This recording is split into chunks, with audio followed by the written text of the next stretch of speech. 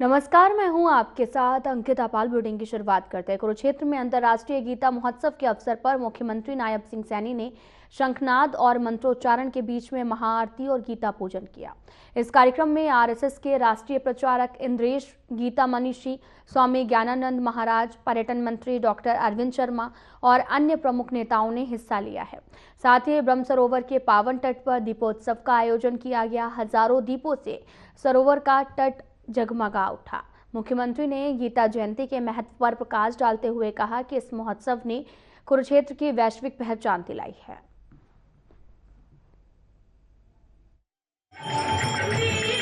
गीता जयंती की बहुत बहुत बधाई और शुभकामनाएं देता हूं।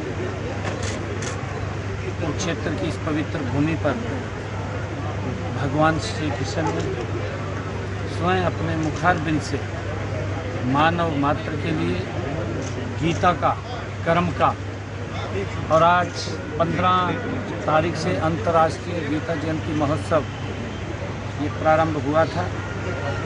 आज गीता जयंती के अवसर पर आज ये अंतिम दिन है।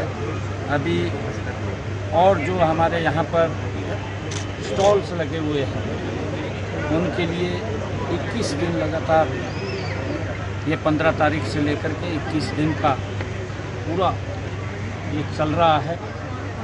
मैं इस अवसर के ऊपर, क्योंकि ये भूमि, इस भूमि के ऊपर देश के यशस्वी प्रधानमंत्री आदरणीय नरेंद्र मोदी जी, जिन्होंने उस महाभारत थीम पर जो ज्योतिसर में अनुभव केंद्र बना है उसका उद्घाटन भी किया है और वहाँ पर पंचजन्य का भी लोकार्पण आदरणीय प्रधानमंत्री जी ने किया है। आदरणीय प्रधानमंत्री जी ने इसकी चर्चा यहाँ तो की है कुरुक्षेत्र की भूमि पर, परंतु उन्होंने कर्नाटक की उडुपी और मन की बात के कार्यक्रम में गीता जयंती महोत्सव और अनुभव केंद्र की बात कही है, जिससे कि पूरी दुनिया में ये बड़ा संदेश कुरुक्षेत्र का गया है और बहुत सारे लोग इस कुरुक्षेत्र की अनुभव केंद्र को देखने के लिए,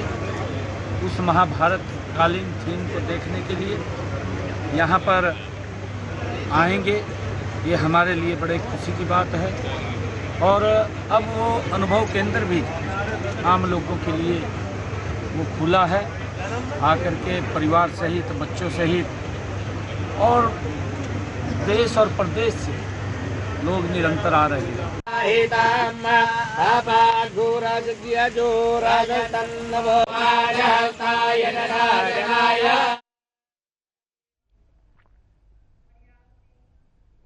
रेवाड़ी में अंतर्राष्ट्रीय गीता जयंती महोत्सव के तीसरे दिन गीता मनीषी ज्ञानानंद जी महाराज के आह्वान पर एक साथ गीता के 3 श्लोकों का उच्चारण किया गया, जिसमें 2100 बच्चों ने भाग लिया और उसके साथ एक स्वर में गीता के श्लोकों का उच्चारण किया है। बाल भवन गीतापुरम में मौजूद स्कूली बच्चों से लेकर शिक्षक और अधिकारी सभी गीता के रंगों में रंगे हुए नजर आए। गीता जयंती के समापन में 5100 दीपक जलाकर दीपोत्सव मनाया गया। अंतर्राष्ट्रीय गीता जयंती महोत्सव के अंतिम दिन जिला उपायुक्त अभिषेक मीना ने मुख्य अतिथि के तौर पर शिरकत की है।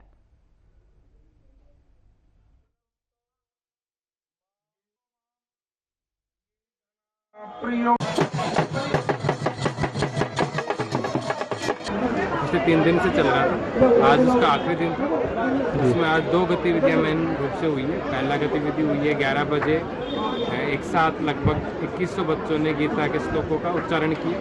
वो एक बड़ा इवेंट होता है जिसमें पूरे देश में, पूरे विश्व में एक साथ गीता का, एक समय पे गीता का श्लोकों का उच्चारण होता है। तो वो गतिविधि हमारे यहाँ भी हुई, लगभग 2100 बच्चों ने पार्टिसिपेट किया। उसके बाद में अभी शाम को जो दीपोत्सव है और आरती है वो होगी। उसके साथ में इस अंतर्राष्ट्रीय गीता महोत्सव का समापन सर 3 साथ में जो हमारा कुछ बाल महोत्सव का पारितोषिक वितरण और जो आज के जिन्होंने गीता जयंती में पार्टिसिपेट किया था उन सभी प्रतिभागियों को जो पुरस्कार वितरण था वो भी साथ में कार्यक्रम आयोजित किया।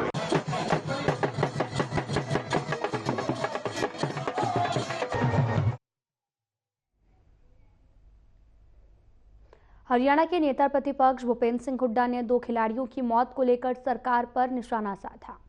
हुड्डा ने कहा कि सरकार खेल ढांचे के रखरखाव में नाकामी रही है। हुड्डा ने आगे क्या कहा, आपको सुनाते हैं। 2 बास्केटबॉल के खिलाड़ी जो हैं, पोल गिरने से उनकी डेथ हुई। एक बहादुरगढ़ में, एक लाखन माजरा, जो कि बड़े अच्छे खिलाड़ी थे, और एक तो मतलब नेशनल टीम में आने वाला था, पक्का था उसका। तो ये बड़ा दुखद बात है। और ये कहानी केवल 2 जगह की नहीं है, पूरे हरियाणा की है। जो इंफ्रास्ट्रक्चर स्पोर्ट्स के लिए बना था, सारे स्टेडियम का, किसी स्टेडियम का रखरखाव नहीं है। मैं भी जाता हूँ, अच्छे इतने बढ़िया स्टेडियम बने, जींद में, रोहतक में, आपके पंचकुला में, गुड़गांव में, फरीदाबाद में, एक से एक बढ़िया स्टेडियम है, लेकिन रखरखाव सरकार का नहीं है।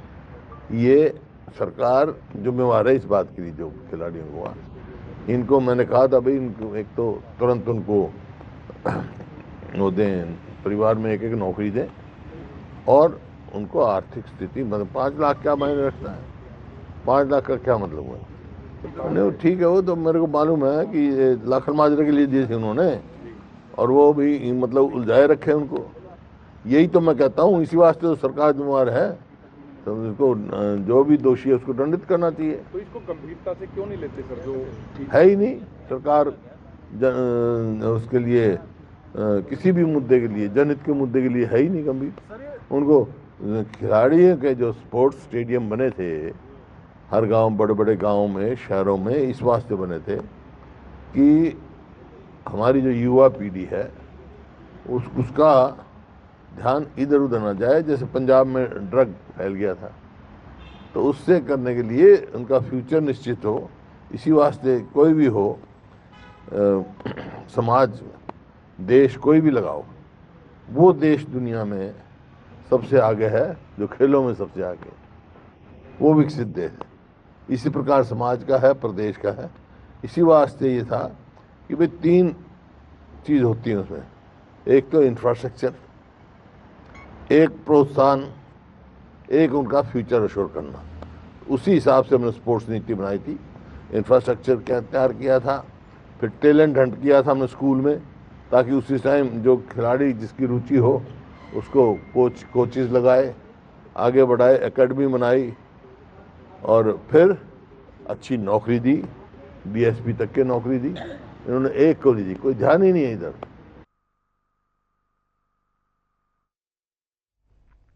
कनीना के ककराला स्थित एसडी सीनियर सेकेंडरी स्कूल में प्रोजेक्ट 4.0 का भव्य शुभारंभ किया गया। कार्यक्रम के मुख्य अतिथि हरियाणा के शिक्षा मंत्री महिपाल ढांडा रहे, जिन्होंने दीप प्रज्वलित करके कार्यक्रम की शुरुआत की है। और साथ ही इस साल 101 छात्रों को स्कॉलरशिप प्रदान की गई। मंत्री ढांडा ने कहा कि समुत्कर्ष प्रोजेक्ट अनुसूचित जाति वर्ग के प्रतिभाशाली विद्यार्थियों के शैक्षणिक और सामाजिक उत्थान का प्रभावी मॉडल है। और कार्यक्रम में कैरियर परामर्श और साथ ही क्विज प्रदर्शनी और नाट्य मंचन शामिल हैं। ढांडा ने यह भी कहा कि सरकार शिक्षा नीति 2020 को पूर्ण रूप से लागू कर चुकी है। शिक्षक पॉलिसी में लगातार सुधार जारी है। हरियाणा में सरकार जो एससी समाज के बच्चों को, उनके जीवन स्तर को वो आगे बढ़े, ऐसा एक विचार लेके उन्होंने इन बच्चों में काम करना शुरू किया। हमें बहुत खुशी हुई कि ऐसा काम अगर कहीं हो रहा है तो क्यों ना ऐसी संस्थाओं को, और ऐसे जो बच्चे लगे हुए हैं उनको हम भी जाके मिले। मैं खाली उनसे मिलने के लिए आया था, उनसे नमस्ते राम राम हो गई। वो जीवन में आगे बढ़े, खूब तरक्की करे। उनमें से मुझे लग रहा था जो बच्चे थे उनमें थोड़ा बड़ा था, इसीलिए मैंने उनको नमस्ते भी दिया और आशीर्वाद भी दिया। सभी ने दिया है कि आगे बढ़े, तरक्की करें। सर, कनीना में डीएवी संस्था है एक, वो काफ़ी सालों से बंद पड़ी हुई है। और मेरा काम नहीं है ना डीएवी संस्था का काम, तो संस्था के लोग बताएंगे। अगर कोई बात है तो वो इंजीनियरिंग कॉलेज था, डीएवी शिक्षण संस्थान कनीना में पहला डीएवी इंजीनियरिंग कॉलेज चला रहे थे, बड़े रनिंग टॉप पे। अगर कोई बात है, कोई कागज पत्र, कोई उनकी कोई अगर कोई अड़चन है, कोई शिक्षा विभाग से कोई अगर उनको मदद है तो मैं तो सबको आह्वान करता हूँ कि अब ऐसा भी नहीं मिलेगा कोई। मैं एक एक समस्या को चुन चुन के समाप्त करने पर लगा हुआ। भारत माता की एक बार जोरदार करता ध्वनियों के साथ अभिनंदन। बालाखंड की तहसील में लंबे समय से तहसीलदार की नियुक्ति नहीं होने के चलते आम जनता के सभी जरूरी काम पूरी तरह से ठप पड़े हैं। भूमि रजिस्ट्री, इंतकाल और आय निवास और जाति प्रमाण पत्र, भूमि विवाद निस्तारण जैसे महत्वपूर्ण कार्य प्रभावित हो रहे हैं। इससे परेशान होकर भारतीय किसान यूनियन और बार एसोसिएशन के अधिवक्ताओं ने संयुक्त रूप से तहसील कार्यालय के बाहर धरना प्रदर्शन किया है। धरने पर भाकियू नेताओं ने भी कहा कि तहसीलदार के बिना किसानों के काम सबसे अधिक प्रभावित हो रहे हैं। किसान अपनी जमीन से जुड़े छोटे छोटे कामों के लिए भी महीनों से चक्कर काटने को मजबूर हैं। वहीं बार एसोसिएशन के पदाधिकारियों ने यह भी कहा कि अदालत से जुड़े राजस्व मामलों में ठहराव आ गया है, जिससे वकीलों और आम लोगों को दोनों को भारी परेशानी झेलनी पड़ रही है।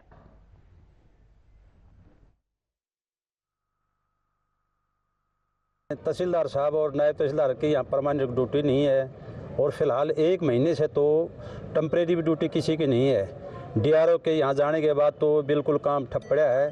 रजिस्ट्री जो होती हैं, लोग परेशान है। बाढ़ इलाके के 1 महीना हो चुका है, न तो कोई एफिडेविट बनना है, न कोई किसी का डोमिसाइल, न कोई जातीय प्रमाण पत्र। और तहसील का जो कार्यालय है केस से संबंधित है वो भी बाधित है।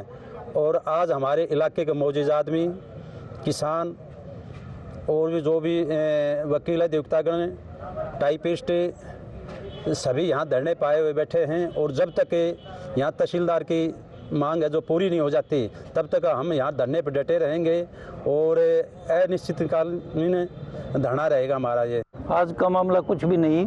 3 महीने से स्थायी कोई नायब नहीं, कोई तहसीलदार नहीं। 1 घंटे कोई हफ्ते मावसे वो चला जाए, लोग बड़े परेशान हैं। एक नायब कहता है आया है, बोलो मैं नायब हूँ। अरे तो साइन तो कहीं पर कर नहीं सकता, तो नायब किस बात का? ईशा है हमारी शायद तू, तो हमें तो स्थायी तहसीलदार चाहिए। जब तक स्थायी तहसीलदार नहीं होगा हम यहाँ पर धरना जरूर लगातार रखेंगे।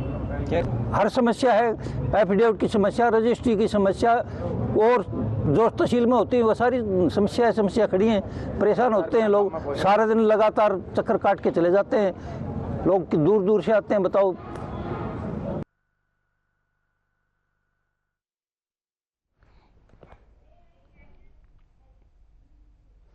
विश्व एड्स दिवस के अवसर पर पलवल के नागरिक अस्पताल में जागरूकता कार्यक्रम का आयोजन किया गया। इस कार्यक्रम में डॉक्टरों और काउंसलरों ने एड्स से बचाव के उपायों पर चर्चा की।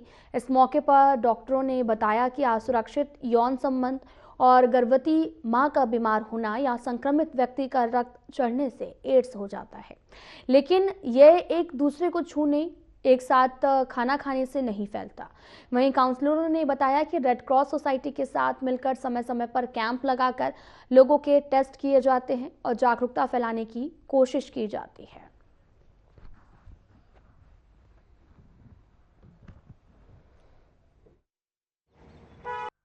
जी, पहले सबको नमस्कार। और आज का हमारा वर्ल्ड एड्स डे मनाया गया है। उसमें जैसे काफ़ी हमारी ओपीडी में भी काफ़ी जागरूकता अभियान चलाए गए हैं। जैसे कि बच्चों का कंपटीशन का भी करवाया है। इसमें हमने प्राइज भी रखे हैं, फर्स्ट सेकंड थर्ड को प्राइज भी दिए हैं और रैलियाँ निकाली है हमने। किस तरह से लोगों को जागरूक करते हैं, जो लगातार इन केसों में कहीं ना कहीं बढ़ोतरी देखी जा रही है? जागरूकता हम मतलब आउटसोर्सिंग कैंपिंग भी हमारी बहुत होती है, जगह जगह जाकर के हम कैंपिंग भी करते हैं। हमारे यहाँ पे भी आज कार्यक्रम हुआ है, इसमें हमें सारे हमारे सीएमओ मैडम भी थी और हमारे डीटीओ सर भी थे। बाकी जितनी हमारी ओपीडी है उन सबको भी हमें जागरूकता चल ही रही है और बाकी हमारे अभी 10 दिन आगे तक भी हमारे जागरूकता अभियान अभी और आगे चलना है। लोगों को जो हमारे पास आते हैं उनको तो हम यहीं पे काउंसलिंग कर देते हैं। और सेकंड बात आपने ये कही कि किस तरह से अवेयर करते हैं, तो अवेयर करने के लिए हम समय समय पर ये जो रेड क्रॉस वाले हैं इनके साथ मिलके हम जगह जगह पे प्रोग्राम करते हैं। जैसे यहाँ कैंप एरिया है, नुक्कड़ करते हैं, और इसके बाद बस स्टैंड है, रेलवे स्टेशन है, और जहाँ ये ट्रक ड्राइवर मिलते हैं वहाँ पे हम लोग जाते हैं अपनी टीम के साथ। एक LT जाता है, एक बार मैं जाती हूँ, दूसरा काउंसलर जाता है, उनके वहाँ पे हम टेस्ट भी करते हैं और कई बार हमें पॉजिटिव भी वहाँ से हमें पाए गए हैं। देखिए, हम सबसे पहले अगर हम एड्स बीमारी के बारे में बात करें और उसका प्रचार प्रसार और उसकी जांच, उसका इलाज लगातार चल रहा है। इस साल अब तक हम लगभग 17,700 लोगों को हम टेस्ट कर चुके हैं, जिसमें हमको कंफर्म केस जो मिले हैं वो 113 केसेस हमको कंफर्म मिले हैं।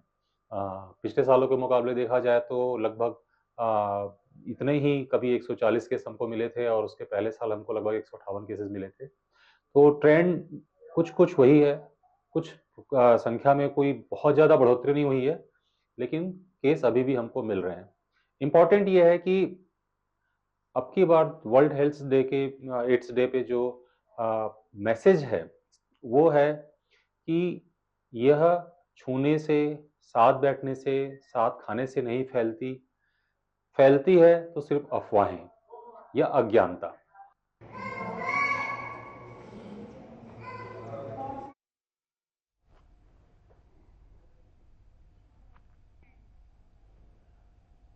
हरियाणा में 4 सीनियर IPS अधिकारियों का तबादला किया गया है। IPS अजय सिंघल को हरियाणा विजिलेंस और एंटी करप्शन ब्यूरो का नया DGI नियुक्त किया गया है, जबकि वर्तमान DG आलोक मित्तल को हरियाणा पुलिस हाउसिंग कॉर्पोरेशन में MD बना दिया गया है। IPS नवदीप सिंह विर्क को ADGP Haryana state enforcement bureau की जिम्मेदारी सौंपी गई है। IPS अधिकारी कला रामचंद्र को ADGP ह्यूमन राइट्स और लिटिगेशन का कार्य सौंपा गया है।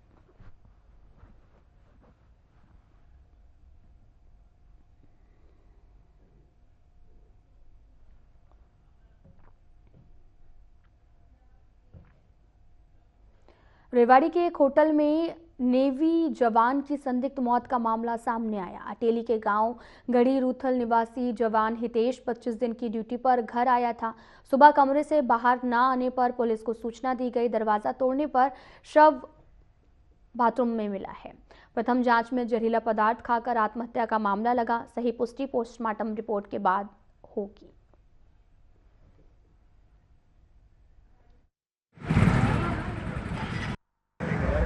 ये पुलिस को है ना बदरिया कंट्रोल रूम में सूचना मिली थी कि अपना होटल है अम्बेडकर चौक के पास है, यहाँ एक कमरे में एक व्यक्ति ठहरा हुआ था जी। तो काफ़ी बोलने के बाद ही वो दरवाज़ा नहीं खोलता।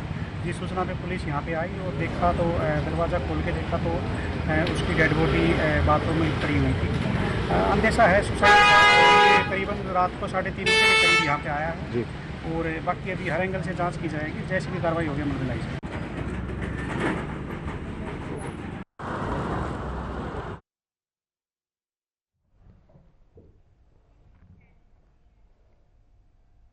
चंडीगढ़ में देर शाम कार सवार युवक पर तीन हमलावरों ने फायरिंग कर दी है। बताया जा रहा है कि हमलावरों ने पीछा कर रास्ता रोककर 5 गोलियां चलाई और वारदात को अंजाम देकर बदमाश मौके से फरार हुए हैं। पुलिस ने शहर और बॉर्डर पर नाकाबंदी कर आरोपी की तलाश तेज कर दी है। फिलहाल घायल युवक की हालत गंभीर है, जिसे इलाज के लिए PGI में भर्ती कराया गया। तो आपको बताते चलें कि पूरा मामला जो है वो चंडीगढ़ से सामने आया है, जहां पर मामला दर्ज कर जांच में पुलिस जुटी है। यमुनानगर में जिला ड्रग कंट्रोलर की टीम ने गुप्त सूचना के आधार पर जगाधरी के ग्राम खदरी में एक दुकान पर अचानक से छापेमारी की। सूचना थी कि दुकानदार कॉस्मेटिक सामान की आड़ में नशीले कैप्सूल बेचता है। ड्रग कंट्रोलर बिंदु धीमान के नेतृत्व में हुई इस कार्रवाई में दुकान से 112 संदिग्ध कैप्सूल बरामद हुए हैं, जिन पर कोई भी रैपर या फिर लेबल नहीं था। एक साधारण मनियारी दुकान में इतनी बड़ी मात्रा में बिना रैपर के कैप्सूल मिलना टीम के लिए बेहद संदेशजनक था और इसके बाद जिला ड्रग कंट्रोलर ने मौके से ही जिला एंटी नारकोटिक सेल को सूचना दी और बरामद कैप्सूल जो है वो उन्हें सौंप दिए हैं, ताकि आगे की जांच और कानूनी कार्रवाई की जा सके। और साथ ही फिलहाल इस मामले में अभी तक किसी की गिरफ्तारी नहीं हुई है, क्योंकि बरामद कैप्सूल बिना रैपर के थे। इसलिए कैप्सूल को जांच के लिए भेजा जाएगा। इसके बाद में कार्रवाई अमल में लाई जाएगी।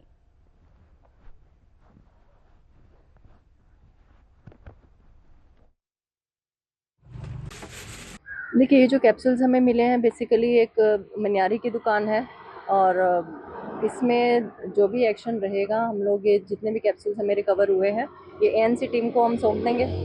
आगे की कार्रवाई इसमें टेस्टिंग के बाद ही कर पाएंगे। गिरफ्तारी भी होगी जी, गिरफ्तारी भी होगी इसमें? वो रिजल्ट आने के बाद डिसाइड किया जाएगा। क्या कार्रवाई की जाएगी? अभी तो देखिए कैप्सूल्स को हम लोग अपने कब्जे में लेके हैंडओवर कर देंगे एएनसी टीम को। आगे की जो भी कार्रवाई होगी वही करेंगे, क्योंकि ये कोई लाइसेंसी शॉप तो नहीं है। तो हमारी तरफ से तो सिर्फ इतना है कि हमें एक सीक्रेट इन्फॉर्मेशन के तौर पे हमने यहाँ पे आके चेकिंग की और हमें वो सामान मिल गया। बाकी मैं शुक्रगुजार करूँगी उन कंप्लेनेंट का, और बाकी सबको भी मोटिवेट करूँगी कि आप इस तरह की इन्फॉर्मेशन किसी को भी हो तो बिल्कुल बेझिझक होकर आप डिपार्टमेंट को बताएं, तभी हम इस चीज़ को रोक सकते हैं। क्योंकि नशा आज अगर हमारे गांव में आ गया तो कल को कब हमारे घर में आ जाएगा हम कुछ नहीं कह सकते।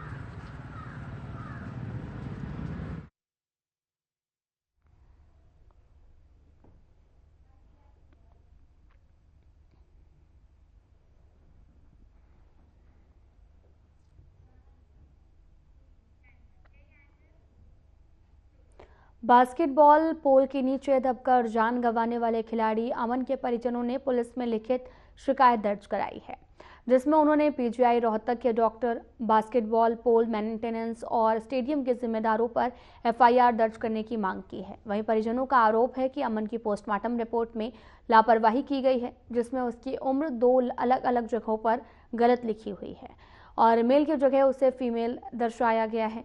अमन के पिता ने डॉक्टरों पर इलाज में लापरवाही का आरोप लगाया है और ये भी कहा कि अल्ट्रासाउंड समय पर नहीं किया गया है।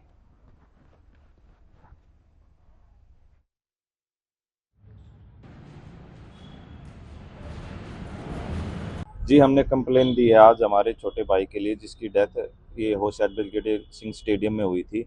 हम चाहते हैं कि जिन अधिकारियों की भी कार्रवाई लापरवाही हुई है, जिनकी भी वजह से, और जहाँ पे हम रोहतक पीजीआई में लेके गए हैं, उन्होंने जिन डॉक्टरों ने हमारे मरीज को न देखते हुए, इमरजेंसी केस न समझते हुए जो भी उपचार में लापरवाही की है, समय से उपचार नहीं किया है, उन पर सख्त से सख्त कार्रवाई हो। तो इसके अलावा और जिम्मेदार कौन है? जैसे आपने लिखा है स्टेडियम और ये सर, इसमें मैंने लिखा है, जैसे मैं आपको बता दूं, जो भी इस स्टेडियम का रख रखाव करता है, जिसके भी अंडर में ये आता है, जिसको टेंडर दिया गया है, अब हमको नहीं पता वो किसको दिया गया है, कौन इसका रख रखाव करता है, वो अभी तक सामने नहीं आया है। उसके लिए जांच कमेटी एसडीएम साहब ने बिठाई है, बट अभी तक उसमें कोई साफ जवाब हमको नहीं मिला है। मैं चाहता हूं कि जो भी अधिकारी इसका रख रखाव करता था, उस सभी पर कार्रवाई की जाए। आप लोगों में बयान नहीं लिए गए जांच कमेटी द्वारा? नहीं जी, अभी कोई बयान नहीं लिए गए हमारे। सर, मैं अभी अपनी एप्लीकेशन इनकी एफआईआर लिखने के लिए सिटी थाने में आया हूँ, और मैंने इनके खिलाफ और ये एफआईआर दर्ज की है सर। एप्लीकेशन दी है जी। किसके खिलाफ दी है और क्या? ये खेल पर। फिलहाल बुलेटिन में इतना ही। नमस्कार।